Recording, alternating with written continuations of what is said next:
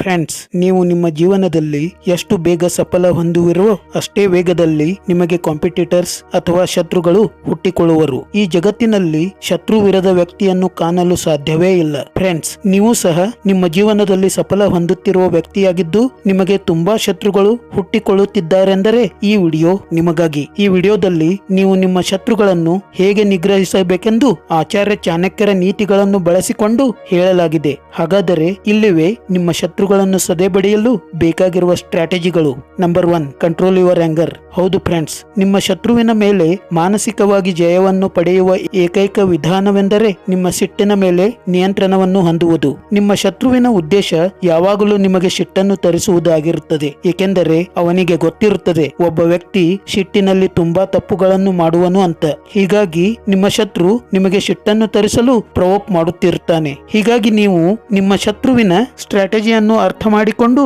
ನಿಮ್ಮ ಸಿಟ್ಟನ್ನು ತೋರಿಸಿಕೊಳ್ಳದಿರುವುದು ತುಂಬಾ ಮುಖ್ಯವಾಗಿರುತ್ತದೆ. Number 2, don't consider your enemy as N enemy. Friends, ನಿಮಗೆ ಗೊತ್ತಿರುತ್ತದೆ ನಿಮ್ಮ ಶತ್ರು ಯಾರು ಅಂತ. ಆದರೂ ಅವನನ್ನು ನೀವು ಎಂದೂ ನಿಮ್ಮ ಪರಮ ಶತ್ರು ಎಂದು ತಿಳಿಯಕೂಡದು.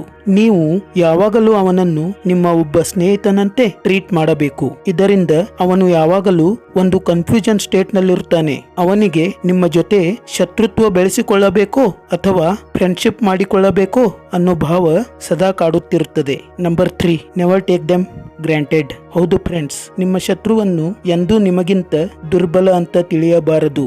ಹೇಗೆ ಕೆಲವು ಸಲ ಒಂದು ಚಿಕ್ಕ ಇರುವೆಯು ದೊಡ್ಡ ಆನೆಯ ಸಾವನ್ನು ತರುವ ಸಾಧ್ಯತೆ ಇರುತ್ತದೆಯೋ ಹಾಗೆಯೇ ನಿಮ್ಮ ಶತ್ರುವು ಎಷ್ಟೇ ದುರ್ಬಲವಿರಲಿ ಕೆಲವೊಂದು ಸಮಯ ಸಂದರ್ಭಗಳಲ್ಲಿ ನಿಮಗಿಂತ ಬಲಶಾಲಿಯಾಗುವ ಸಾಧ್ಯತೆಗಳಿರುತ್ತವೆ. ಹೀಗಾಗಿ ನಿಮ್ಮ ಶತ್ರುವು ನಿಮ್ಮಷ್ಟೇ ಬಲಶಾಲಿಯಾಗಿರಲಿ ಅಥವಾ ನಿಮಗಿಂತ ದುರ್ಬಲವಾಗಿರಲಿ ಅವನ ಸಾಮರ್ಥ್ಯವನ್ನು ಎಂದೂ ನೀವು ಕಡೆಗಣಿಸಬಾರದು. Number 4, don't leave your enemies with wounds. ಹೌದು ಫ್ರೆಂಡ್ಸ್, ನಿಮ್ಮ ಶತ್ರುಗಳನ್ನು ಎಂದಿಗೂ ತುಂಬಿದ ಗಾಯಗಳೊಂದಿಗೆ ಬಿಡಬೇಡಿ. ಏಕೆಂದರೆ ಗಾಯಗೊಂಡ ಶತ್ರುವು ಗಾಯಗೊಂಡ ಹುಲಿಯಂತಿರುತ್ತಾನೆ. ಅವನಲ್ಲಿ ನಿಮ್ಮ ಬಗ್ಗೆ ಸದಾ ಆಕ್ರೋಶದ ಜ್ವಾಲೆ ಉರಿಯುತ್ತಿರುತ್ತದೆ. ಹೀಗಾಗಿ ಮುಂದಿನ ಸಲ ಅವನು ನಿಮ್ಮ ಮೇಲೆ ಅತಿ ದೊಡ್ಡ ಸ್ಟ್ರಾಟಜಿಗಳೊಂದಿಗೆ ಆಕ್ರಮಣವನ್ನು ಮಾಡುವ ಸಾಧ್ಯತೆ ಇರುತ್ತದೆ. ಹೀಗಾಗಿ ಒಮ್ಮೆ ನಿಮ್ಮ ಹಿಡಿತದಲ್ಲಿ ಸಿಕ್ಕ ನಿಮ್ಮ ಶತ್ರುವನ್ನು ಕೇವಲ ಗಾಯಗೊಳಿಸದೆ ಸಂಪೂರ್ಣವಾಗಿ ನಾಶಪಡಿಸುವ ಕುರಿತು ಯೋಚಿಸಬೇಕು.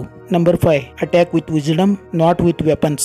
ನೀವು ನಿಮ್ಮ ಶತ್ರುವನ್ನು ಯಾವಾಗಲೂ ಸೈಕಾಲಜಿಕಲಿ ಸೋಲಿಸಲು ಪ್ರಯತ್ನಿಸಬೇಕೇ ಹೊರತು ಫಿಸಿಕಲಿ ಅಲ್ಲ. ಪ್ರಖ್ಯಾತ ಬಾಕ್ಸರ್ ಮೊಹಮ್ಮದ್ ಅಲಿ ಅವರು ತನ್ನ ವಿರೋಧಿಗೆ ಯಾವಾಗಲೂ ಮ್ಯಾಚ್ ನ ಮುಂಚೆ ಒಂದು ಪ್ರಶ್ನೆಯನ್ನು ಕೇಳುತ್ತಿದ್ದರು. ಅದೇನೆಂದರೆ ನಿನ್ನ ಹೈಟ್ ಎಷ್ಟು ಅಂತ. ಏಕೆಂದರೆ ನಾನು ನಿನ್ನನ್ನು ಹೊಡೆದುರುಳಿಸಿದಾಗ ನನಗೆ ಹಿಂದೆ ಸರಿಯಲು ಸುಲಭವಾಗಲಿ ಅಂತ. ಹೀಗಾಗಿ ನೀವು ನಿಮ್ಮ ಶತ್ರುವಿನ ಮೇಲೆ ಮೈಂಡ್ ಗೇಮ್ ತಂತ್ರವನ್ನು ಅನುಸರಿಸಬೇಕು. ಸೊ ಫ್ರೆಂಡ್ಸ್, ಮೇಲೆ ಹೇಳಿದ ತಂತ್ರಗಳನ್ನು ನಿಮ್ಮ ಶತ್ರುವನ್ನು ಸಂಹರಿಸಲು ಬಳಸಿ ಅಂತ ಹೇಳ್ತಾ ಈ ವಿಡಿಯೋವನ್ನು ಮುಕ್ತಾಯಗೊಳಿಸ್ತಾ ಇದ್ದೀನಿ. ಜೈ ಕರ್ನಾಟಕ.